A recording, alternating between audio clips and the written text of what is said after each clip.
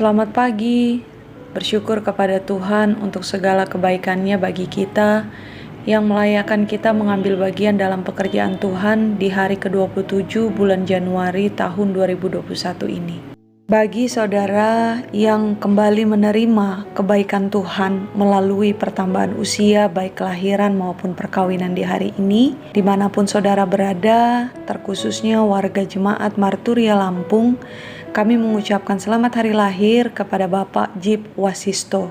Usia hanyalah angka, setiap yang telah ditambahkan oleh Tuhan dalam hidup kita sejatinya menjadi cara Tuhan yang menyemangati kita untuk merayakan hidup dengan memuliakan namanya. Pagi ini, Injil Matius pasal 14 ayat 1 hingga 12 menjadi bagian yang sejenak akan kita renungkan bersama.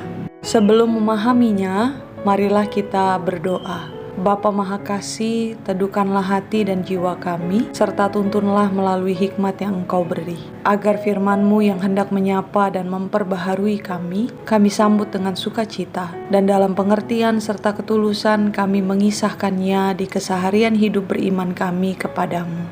Amin. Injil Matius pasal 14 ayat 1 hingga 12 menyatakan, pada masa itu sampailah berita-berita tentang Yesus kepada Herodes, raja wilayah. Lalu ia berkata kepada pegawai-pegawainya, inilah Yohanes Pembaptis.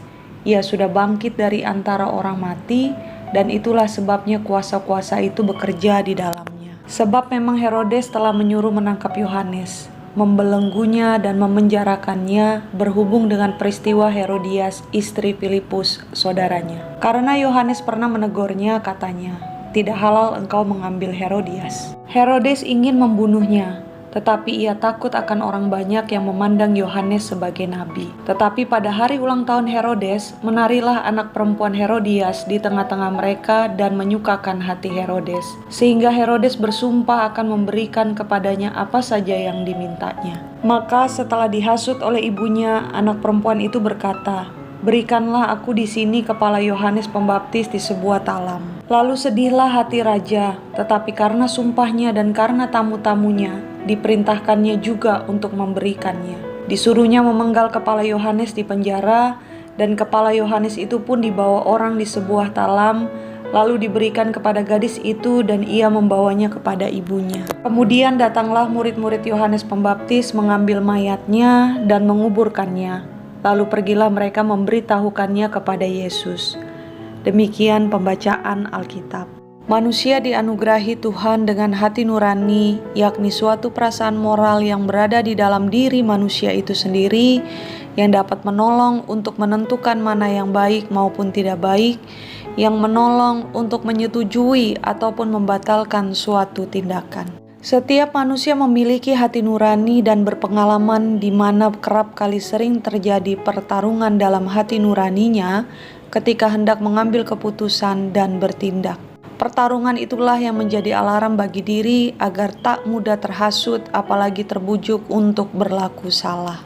Narasi firman Tuhan pagi ini memaparkan pertarungan itu. Walaupun pada akhirnya Herodes memilih mengabaikan hati nurani, meski setidaknya ada 3 pertimbangan yang dapat mencegah terjadinya peristiwa berdarah itu.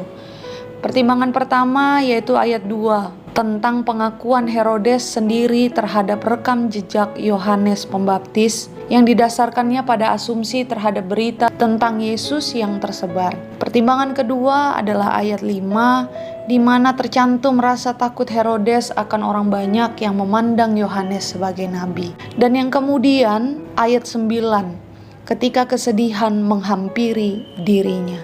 Mengapa Herodes memilih untuk mengabaikannya? Sebab Kristus bukan menjadi pusat hidupnya. Peringatan awal Yohanes terhadap perilaku Herodes sejatinya bila diterima dengan hati yang lapang, pikiran yang jernih dan jiwa yang terbuka, dapat mencegah Herodes dan anggota keluarganya dari kefatalan hidup. Akan tetapi mereka memilih untuk memusatkan hidupnya pada diri mereka sendiri dengan segala asumsi dan ambisi pribadi yang kemudian menciptakan kemalangan bagi sesamanya. Tentunya kita tidak ingin hal yang demikian terjadi di dalam kehidupan kita maupun keluarga kita. Oleh sebab itu, mari menjadikan Kristus sebagai pusat hidup, serta dengan setia terhubung hanya kepada Tuhan. Pasti kita akan menemukan petunjuk dan pimpinan Tuhan yang berbicara kepada kita melalui hati nurani kita. Amin. Mengakhiri program Marturia Ministry ini, mari kita berdoa. Bapa, kami berterima kasih untuk peristirahatan tubuh yang telah kami lewati bersama keluarga kami, yang menolong kami untuk menatap pagi dan menyambutnya dalam rutinitas yang Engkau beri. Terima kasih untuk kebaikan-Mu melalui firman yang menyapa dan memperlengkapi gumul juang kami. Tolonglah kami untuk tekun meneladani Kristus, serta menjadikannya sebagai pusat hidup beriman kami kepadamu. Serta ajarilah kami untuk mendengarkan Engkau yang berbicara melalui hati nurani kami, agar kehidupan, kerja layan, gumul juang kami semakin berkenan di hadapan-Mu. Inilah syukur dan doa kami kepadamu ya Bapa. Amin. Semangat mengasah hati, mempertajam nurani dalam rutinitas saudara hari ini dan seterusnya.